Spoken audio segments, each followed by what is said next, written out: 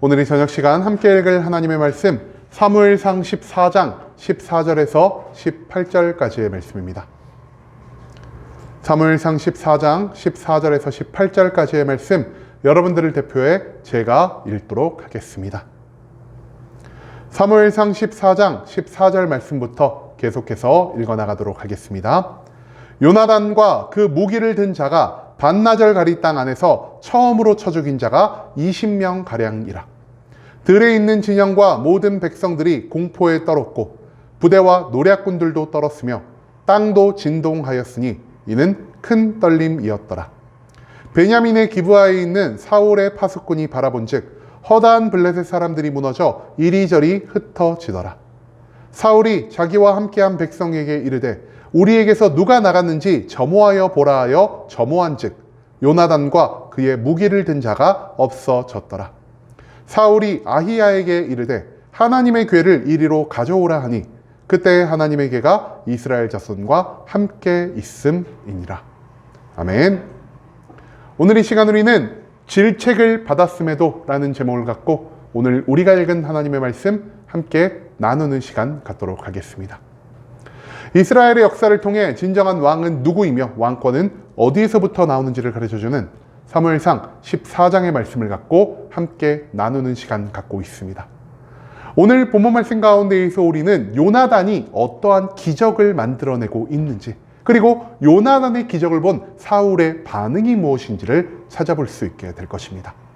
그렇다면 요나단의 승리 가운데에서 사울은 어떤 일을 행하려 했으며 이 모습을 통해서 우리가 배울 수 있는 점은 무엇인지 오늘 본문 말씀 한 절 한 절 찾아보며 함께 알아보는 시간 갖도록 하겠습니다. 먼저 본문 14절과 15절 말씀에서 성경은 이렇게 기록합니다. 요나단과 그 무기를 든 자가 반나절 가리 땅 안에서 처음으로 쳐 죽인 자가 20명 가량이라. 들에 있는 진영과 모든 백성들이 공포에 떨었고 부대와 노략군들도 떨었으며 땅도 진동하였으니 이는 큰 떨림이었더라. 14절과 15절 말씀에서 우리는 하나님을 신뢰함으로 전쟁터에 강하고 담대함으로 나아간 요나단의 모습을 찾아볼 수 있을 것입니다. 우리는 어제 나눈 말씀 가운데에서 블레셋을 두려워함으로 자기에게 허락되지 않은 제사를 올린 그 사울의 연약한 모습을 찾아볼 수가 있었고요. 그와 동시에 블레셋을 두려워하지 않고 블레셋보다 크고 강하신 하나님을 의지함으로 전쟁터에 담대히 나아가는 요나단의 비교되는 믿음을 함께 나눌 수가 있었습니다. 여러분, 당시 요나단이 전쟁을 벌이고자 했던 이 블레셋 어떤 나라였을까요? 이 블레셋은요, 그 당시 이스라엘을 포함한 주변 모든 나라 중에서 가장 선진화된 군대 문화를 가지고 있는 그러한 나라였습니다. 한마디로 가장 뛰어난 전쟁 집단 중 하나가 블레셋이었다는 것이죠. 그들에게는요, 철기로 만든 무기가 있었습니다. 그들은 너무나 많은 전쟁을 치른 베테랑 병사들이 있었습니다. 그리고 이스라엘과는 다른 굉장히 뛰어난 선진적인 전술을 가지고 전쟁을 하던 것이 바로 이 블레셋이었다는 것입니다.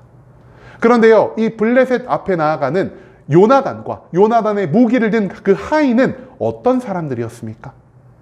그들은요, 전쟁에 많이 참여한 경험이 없는 자였습니다.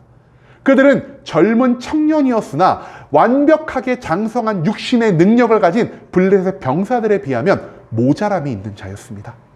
또한 그들이 가진 무기는 어떻습니까? 성경은요, 이스라엘 가운데에서 사울과 요나단만 철로 만든 무기를 사용했고요. 나머지는 철제 무기보다 한참 모자란 무기를 사용했다는 것을 기록하고 있습니다. 한마디로 경험도 부족했고요. 육신의 힘도 부족했고요. 무기도 부족했던 것이 요나단과 그와 함께한 한 명의 하인이었다는 것. 그것을 우리는 이 말씀 가운데에서 생각해 볼 필요가 있다는 것입니다. 그럼에도 불구하고 요나단은 어떤 믿음의 고백을 합니까? 전쟁은 사람의 많고 적음에 달린 것이 아니다. 한마디로 전쟁은 하나님께 속한 것이다라고 말하는 이 믿음을 가지고 있었던 요나단은요, 블레셋을 쳐들어가 그에게 엄청난 승리를 만들어주시는 하나님의 기적을 경험하게 되었다는 것입니다. 앞선 14절 말씀을 보면요, 요나단과 그 무기를 든 자가 반나절 가리 땅 안에서 처음으로 쳐 죽인 자가 20명 가량이라는 것을 성경 말씀은 우리들에게 보여주고 있습니다. 여기서 먼저 반나절 가리의 땅이라는 건 무엇이냐? 여러분, 보통 전쟁은요, 넓게 평평하게 흩어진 이 평야 가운데에서 벌어집니다.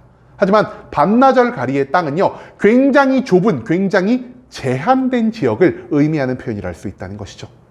한마디로 어디에 도망갈 수도 없고 어디로 피할 수도 없는 굉장히 좁은 곳에서 요나단과 요나단의 하인이요, 블레셋의 굉장히 능숙한 군대와 힘 대 힘으로 맞붙는 그러한 일이 있었다는 것입니다. 그런데 이 전쟁에서 어떤 일이 일어납니까?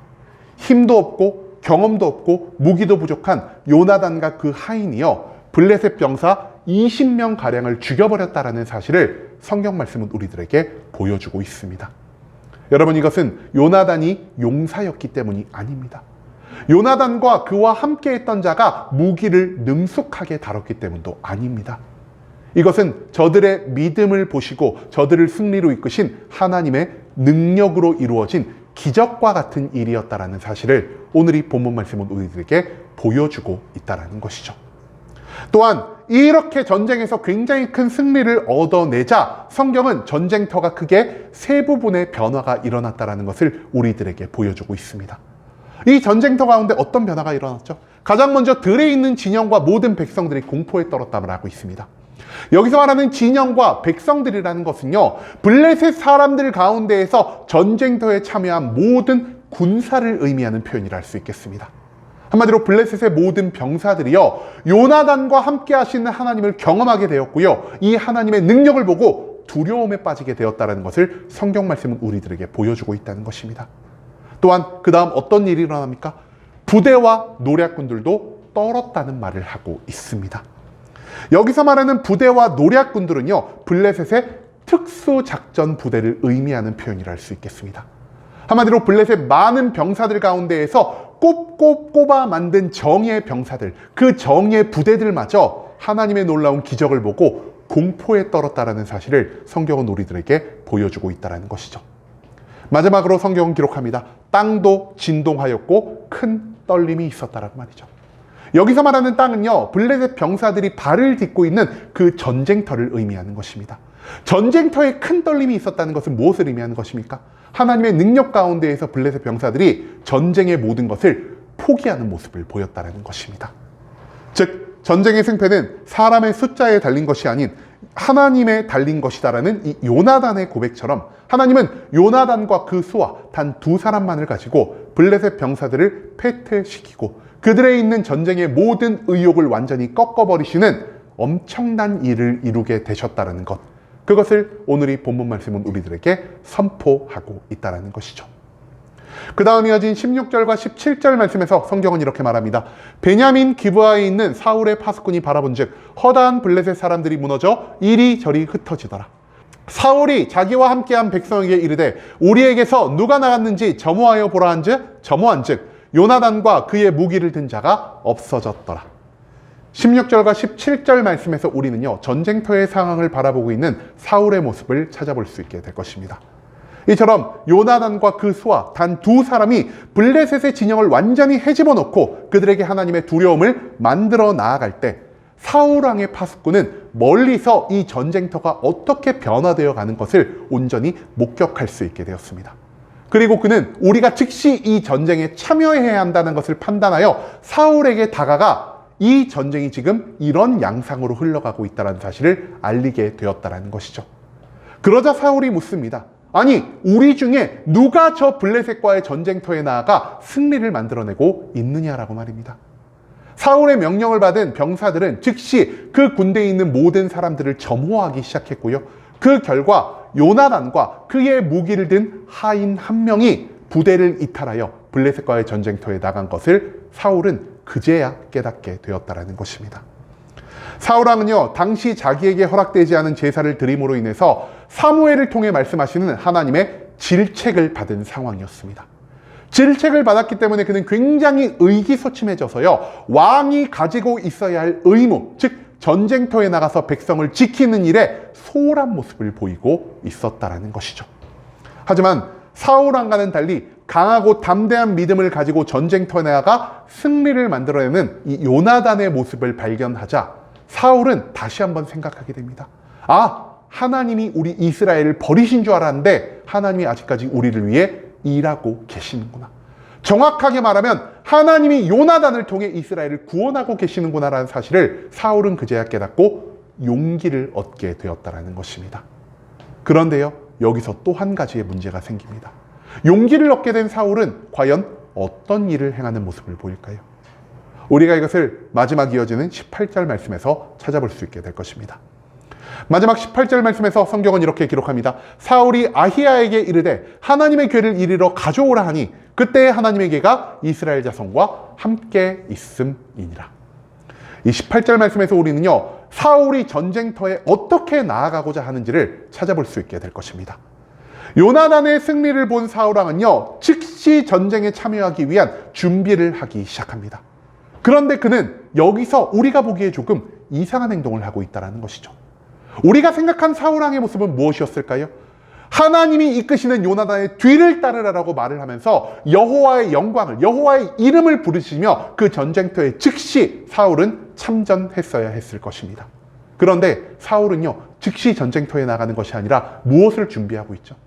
제사장 아히야를 불러서요, 그 진영에 함께 있던 하나님의 궤를 이리로 가져오라라는 명령을 하고 있다는 것입니다. 여러분, 사울이 무엇을 보았습니까? 하나님이 요나단과 함께하고 계시고요, 하나님이 이스라엘에게 승리를 주고 계신다는 것을 목격하였다는 것입니다. 그런데 지금 사울은 무엇을 하고 있죠?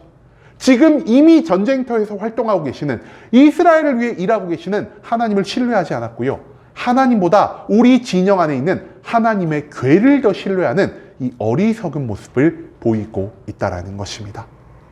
이미 사무엘을 통해서 한 차례 질책을 받았음에도 불구하고 온전한 회개 없이, 온전한 돌이킴 없이, 그리고 여전히 다른 무언가를 하나님보다 더 신뢰하는 어리석은 모습을 보이고 있는 사울을 오늘 이 말씀은 우리들에게 보여주고자 했다라는 것이죠.